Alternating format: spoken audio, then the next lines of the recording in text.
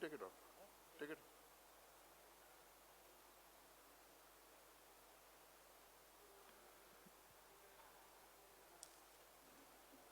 নমস্কার। এই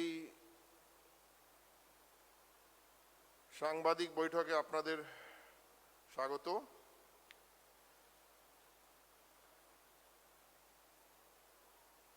2013 সালে ফেব্রুয়ারি মাসে 2013 সালে ফেব্রুয়ারি মাসে যে প্রধানমন্ত্রী ছিলেন ওই সময় উনি একটা বক্তৃতা দিয়েছেন, আর বক্তৃতার ঠিক পর নরেন্দ্র মোদী, ওই সময় উনি ছিলেন গুজরাটের মুখ্যমন্ত্রী, উনি একটা টুইট করেছেন। সেই টুইটটা আপনারা একটু চেক করে নিন, আমরাও পাঠিয়ে দেবো আপনাকে। বক্তৃতা শোনার পর উনি লিখেছেন, প্রধানমন্ত্রীর বক্তৃতা শোনার পর মোদিজি লিখেছেন, ইংরেজিতে লিখেছেন, সেটা বাংলায়ও করে দিই। Empty vessels make the most noise, empty vessels make the most noise, অর্থাৎ ফাঁকা কলসি আওয়াজ বেশি। বাহ! 2013-তে উনি 2019 সালের উনি নিজের বক্তৃতার কমেন্ট করে দিয়েছেন।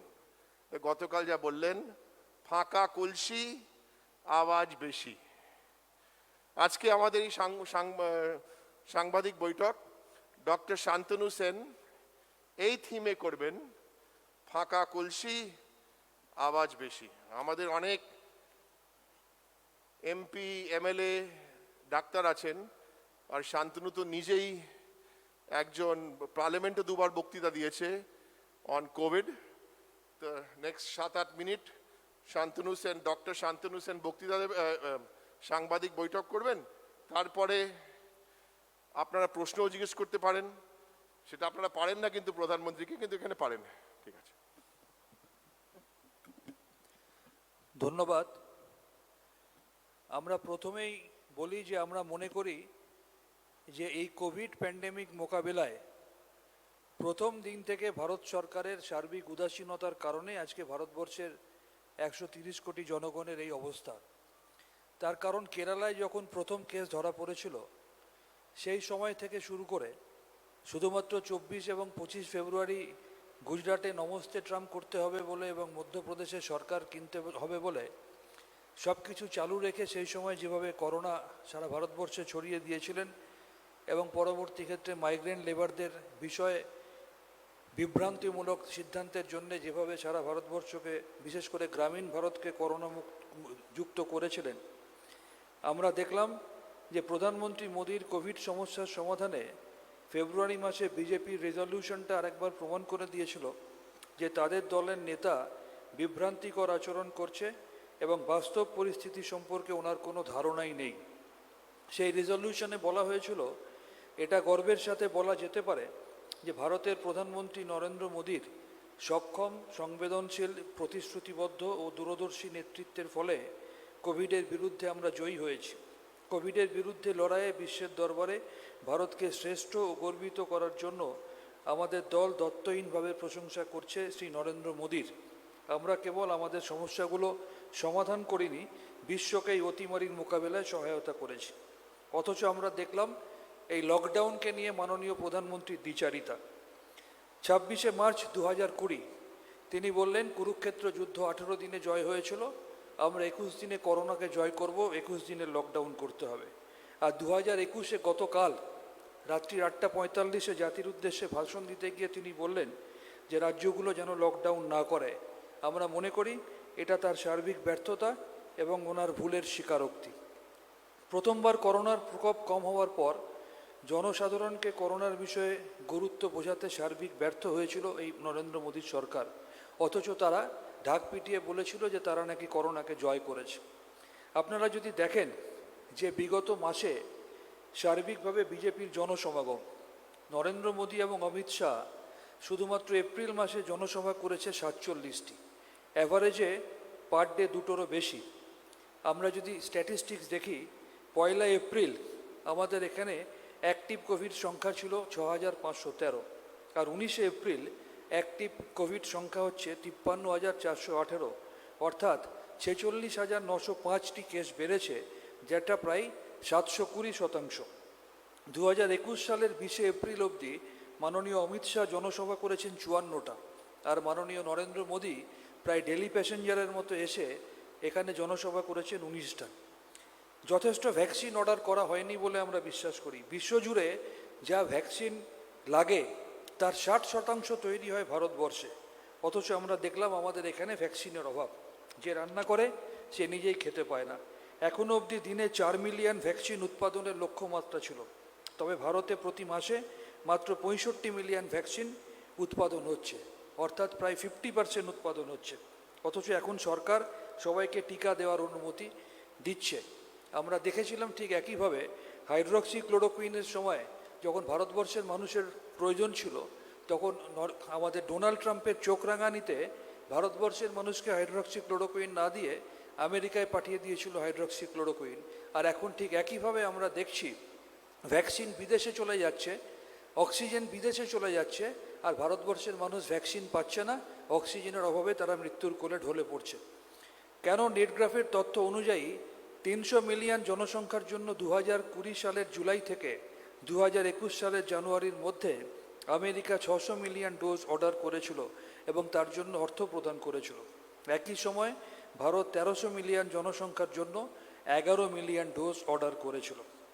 টিকা প্রদান করা নিয়েও একাধিক অপরিণত সিদ্ধান্ত আমরা লক্ষ্য করলাম। যথার্থ দাবি থাকা সত্ত্বেও টিকা প্রদান সার্বজনীনকরণের ব্যর্থতা। এপ্রিল মাসের 8 তারিখে মাননীয় মুখ্যমন্ত্রী মমতা বন্দ্যোপাধ্যায়ের সাথে একটি বৈঠকে প্রধানমন্ত্রী 18 বছরের ঊর্ধ্বে আমাদের সমস্ত মুখ্যমন্ত্রীদের সাথে তিনি যে মিটিং করেছিলেন, সেখানে বলেছিলেন 18 বছরের ঊর্ধ্বে সবাইকে টিকা দেওয়ার হবে। আমরা গত বছর অতিমারীকে টিকা ছাড়াই হারিয়ে দিয়েছি। মার্কিন যুক্তরাষ্ট্র, ব্রিটেন, ইউরোপীয় ইউনিয়ন এবং জাপানে অনুমোদিত টিকা জরুরি ব্যবহারে অনুমোদন দিতে ব্যর্থ এবং অন্যান্য দেশে ব্যবহৃত টিকা আমদানি করতে ব্যর্থ। আমরা এই প্রশ্ন রাখতে চাই যে 45 বছরের ওপরে অবধি টিকে দেওয়ার সিদ্ধান্ত নেওয়া হয়েছিল। এই 45 বছরের মাপকাঠিটা কি করে ঠিক হয়েছিল আমরা জানি না, কিন্তু তাতেও দেখছি বহু মানুষ ভ্যাকসিনেশন সেন্টারে গিয়ে টিকা পাচ্ছে না, তারা ফেরত আসছে। যারা ফার্স্ট ডোজ নিয়েছে তারা সেকেন্ড ডোজ কবে পাবে তারা জানে না। গতকাল তিনি একটা তথ্য দিয়েছেন, সেখানেও একটা কথার ফিগারের ম্যাথমেটিক্যাল জাগলারি রয়েছে। টোটাল ডোজের সংখ্যা বলেছেন, ফার্স্ট ডোজ সেকেন্ড ডোজ মিলিয়ে তিনি সেটা বলেননি। যুক্তরাষ্ট্রীয় রাজকোষ সংক্রান্ত বিষয়ে জনগণের স্বার্থে স্বাস্থ্যক্ষেত্রে ব্যবহৃত প্রতি 100 টাকার 67 টাকা রাজ্য ব্যয় করে এবং কেন্দ্র করে 37 টাকা। অর্থনৈতিক মন্দাকে মাথায় রেখে, যা কিনা অতিমারির আগে থেকেই বহাল ছিল, রাজ্যগুলিকে প্রদত্ত জিএসটি বাবদ প্রাপ্য মাসের পর মাস দেওয়া হয়নি। এর ফলে রাজ্যগুলোকে ধার করতে হয়েছে। হিসেব অনুযায়ী এপ্রিল থেকে নভেম্বর 2020 এই সময়ে জিএসটি বাবদ প্রাপ্য 2.06 লক্ষ কোটি টাকা। 2021 সালের ফেব্রুয়ারি মাসে তা সংসদে অফিসিয়ালি জানানো হয়েছিল। পিএম কেয়ারস ফান্ড, যেখানে আমরা দেখলাম সরকারের আয়ত্তে থাকাও বিভিন্ন দপ্তর, এমনকি রেল দপ্তরও, তারাও অনুদান দিয়েছিল। 10,000 কোটি টাকা প্রায় সংগৃহীত হয়েছিল, কিন্তু তহবিল কোথায় গেল? এর হিসাব কোথায়? কেন্দ্রীয় সরকার দাবি করছে যে তারা 2,000 কোটি টাকা দিয়ে 50,000 ভেন্টিলেটর মেশিন কিনেছে, কিন্তু বাকি 8,000 কোটি টাকা দিয়ে কি কেনা হলো, সেই টাকাটা কোথায় গেল আমরা জানতে পারলাম না।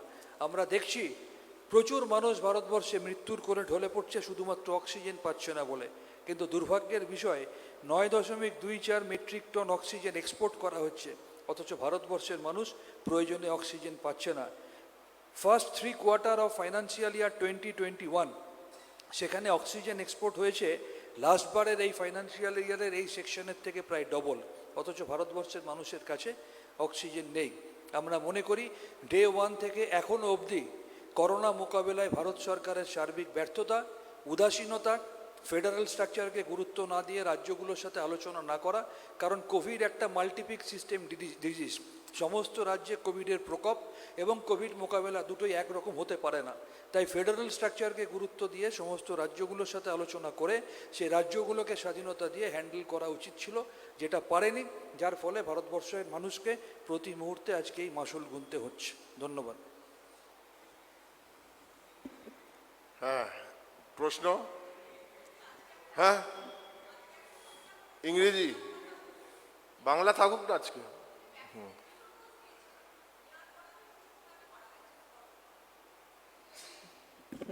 দেখুন, এই যে ভ্যাকসিন এখন যেটা করোনা যেটা হচ্ছে নতুন স্ট্রেন, এই নতুন স্ট্রেনটা নিজেদেরকে আগের যে ভাইরাসের ক্যারেক্টারটা ছিল সেটা নিজেদেরকে মিউটেট করেছে, যার ফলে খুব অল্প ভ্যাকসিন লোডেই মানুষ ইনফেক্টেড হচ্ছে এবং তাদের রিসেপ্টারে একটা চেঞ্জ হয়েছে বলে আগে দেখতেন অল্প বয়সী মানুষরা ইনফেক্টেড কম হতো, এখন অল্প বয়সী মানুষরাও ইনফেক্টেড অনেক বেশি হচ্ছে এবং তার সাথে সাথে কোমরবিডিটি ফ্যাক্টর তো একটা রয়েছে।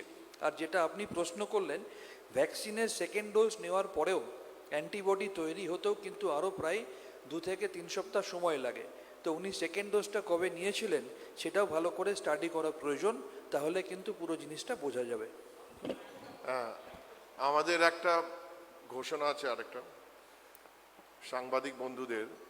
আমরা তৃণমূল ভবনে মিডিয়া সেন্টারে দিনে 2 বা 3টে প্রেস কনফারেন্স সাংবাদিক বৈঠক করতাম, 3টেতে করতাম। আমরা এখন ঠিক করেছি যে যদি দরকার হয় আমরা এখানে একটা ম্যাক্সিমাম একটা করব, নাও করতে পারি, একটা করব নাও করতে পারি। বাকি যেগুলো প্রেস কনফারেন্স করব আমাদের তো শেয়ার করতে হবে, সেটা আপনাদের অনুমতি নিয়ে সেটা আমরা ভার্চুয়ালিও করব, ঠিক আছে, যেমন আমরা করতাম আগে। হ্যাঁ, প্রশ্ন? One by one.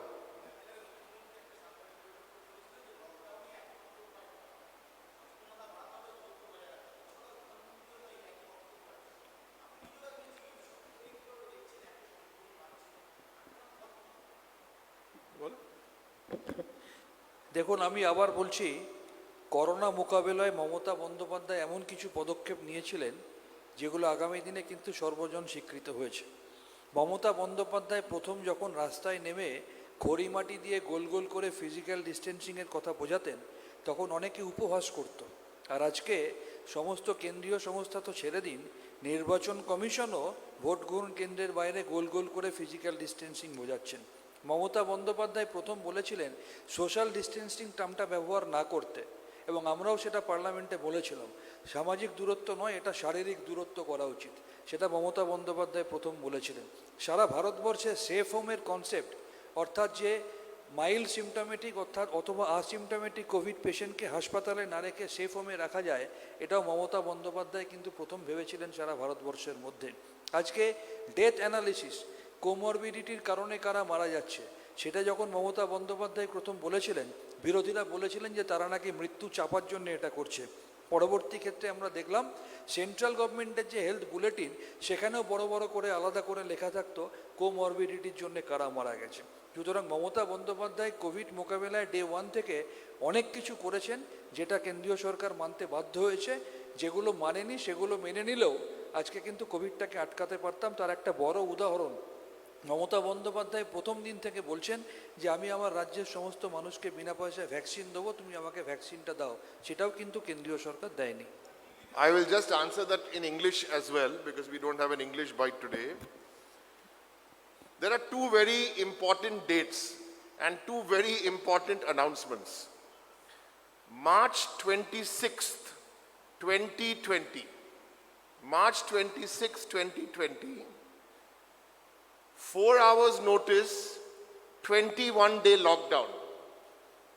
Who was consulted? Only one person more, Mr. Modi and the Mirror. Nobody else was consulted. It was a surprise announcement. Even the BJP cabinet ministers did not know. Parliament was in session, Parliament did not know. March 26, 2020, tarpore, all of you know what happened to the migrant workers. Yesterday, the whole picture changed. Now he's saying something completely different. The key issue here is the state is the implementing authority. This is the big difference between March, April last year and this year. হ্যাঁ প্রশ্ন এক এখান থেকে বাংলায় হোক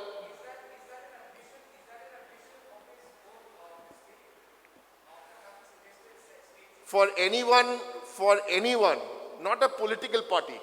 Political party will make political comments sometimes. Let the people of India decide. This is not a mistake. This is a blunder. This is a blunder of monumental proportions. Political parties will say this. Ask the people of India. And we believe, as it is in phase 6, 7 and 8, Trinamool is going up. BJP is coming down. Now in phase 6, 7 and 8, again we made an appeal to the Election Commission to club 7, 8 একসাথে করতে। সেটা আমরা গেছিলাম গতকাল, সেটাও মনে হচ্ছে না করে দিয়েছেন।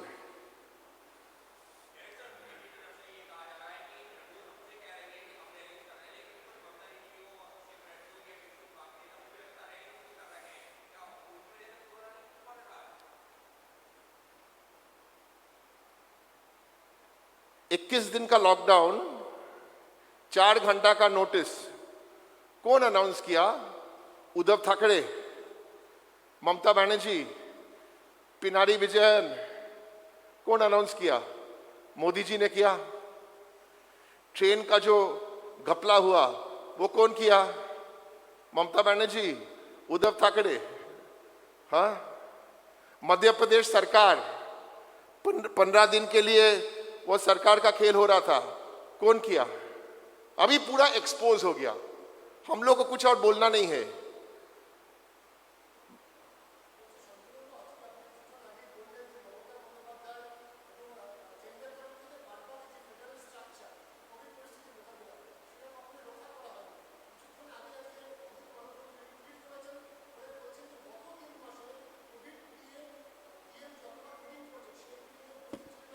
বলছি এরা যারা সকালে উঠে এইসব করে ওদের একটা প্রশ্ন জিজ্ঞেস করুন, একটা, আর বেশি না। আমরা 20টা প্রশ্ন জিজ্ঞেস করতে পারি। পশ্চিমবাংলা আমাদের এখানে আমাদের রাজ্যে খরচা হয়েছে কত টাকা? ক হাজার কোটি টাকা খরচা হয়েছে, আর দিয়েছে কত? 240 কোটি টাকা। 9,000 crore spent, 9,000 কোটি, আর দিয়েছে 240 টাকা। এইসব যে মিটিং করছে এগুলো সব মিটিং না, এগুলো সব হেডলাইন ম্যানেজমেন্ট মিটিং।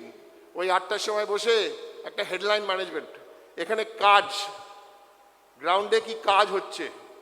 মিটিং করছে আর টেলিপ্রম্পটারকে ওভারটাইম খাটাচ্ছে। একটা এই দিক থেকে লাস্ট শোনো, এমনি তোমরা চান্স কখনো পাবে যেটা তৃণমূল ভবনে পাও বা মমতা দি দেয়? বাবা, তোমরা আজকে তো 10টা প্রশ্ন জিজ্ঞেস করলে আমরা উত্তর দিলাম, আর ওইদিকে প্রধানমন্ত্রীকে তো একটা প্রশ্ন জিজ্ঞেস করা যায় না। আর অমিত শাহ তো বাবু, উনি তো আসেন ট্রাক থেকে, শুধু ওই ফুল ফেলে যান, বড় বড় কথা বলেন। বলো।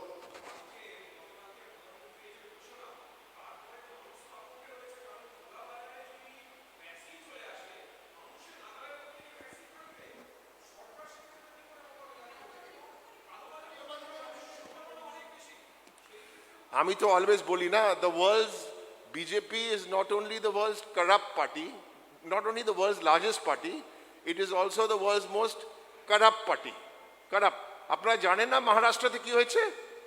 ওখানে প্রাক্তন মুখ্যমন্ত্রীর ভাইপো, 18 বছরের ছেলে বা 19 বছরের ছেলে ভ্যাকসিনটা নিয়েছে, তারপর ঠিক আছে, আরে চুপ করে নিয়ে নে না, সেটাও ফটো ফেসবুকে লাগিয়ে দিয়েছে। যে ফটো, সেটা কি হয়? আপনারা খবর রাখেননি? মহারাষ্ট্রতে এইসব ওষুধগুলো এদিক থেকে ওদিক থেকে যাচ্ছিল। শান্তনু, আমি খালি তিনটে ছোট পয়েন্ট বলি, আপনি স্বাস্থ্য ভবন থেকে খোঁজ নিলে জানতে পারবেন। জুলাই 2020 পর থেকে স্বাস্থ্য ভবন কোনো লজিস্টিক সাপোর্ট কোভিড মোকাবিলায় সেন্ট্রাল থেকে পায়নি, নাম্বার 1। নাম্বার 2, আপনারা ইতিমধ্যে আজকে জেনেছেন সারা ভারতবর্ষের মধ্যে কোভিড ভ্যাকসিনেশন ওয়েস্টেজ 0, সেটা হচ্ছে আমাদের স্টেট ওয়েস্ট বেঙ্গলে। অন দ্য কন্ট্রারি, রাজস্থানে আপনারা দেখেছেন কত কোভিশিল্ড ভ্যাকসিন কিভাবে চুরি হয়েছে। বাংলায় কোভিড ভ্যাকসিনেশন ইউটিলাইজেশন ম্যাক্সিমাম এবং ওয়েস্টেজ 0।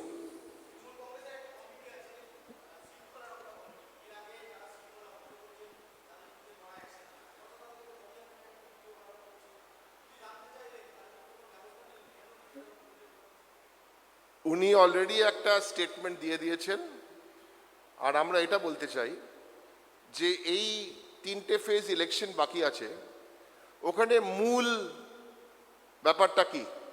মূল ব্যাপার হচ্ছে যে 10 বছরে কেন্দ্র সরকার কি প্রতিশ্রুতি দিয়েছে আর কটা ফেল করেছে।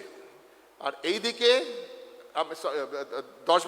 7 বছর, আর আমরা বলছি 10 বছরে মমতা বন্দ্যোপাধ্যায় কি প্রতিশ্রুতি দিয়েছে আর কত ডেলিভার করেছে। এইটাই ইলেকশনের মূল মন্তব্য, মেন সাবজেক্ট। এভরিথিং এলস এগুলো সব distraction.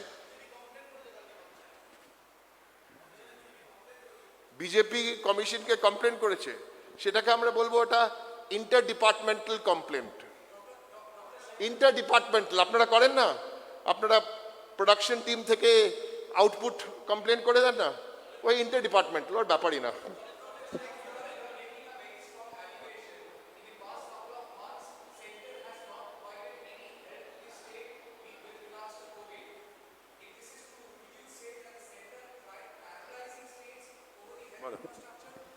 See, first of all, it has been proved time and again that central government hasn't given any importance to the federal structure of the country. Number 2, it has been proved time and again that Bengal has faced this stepmotherly attitude of government of India many a time.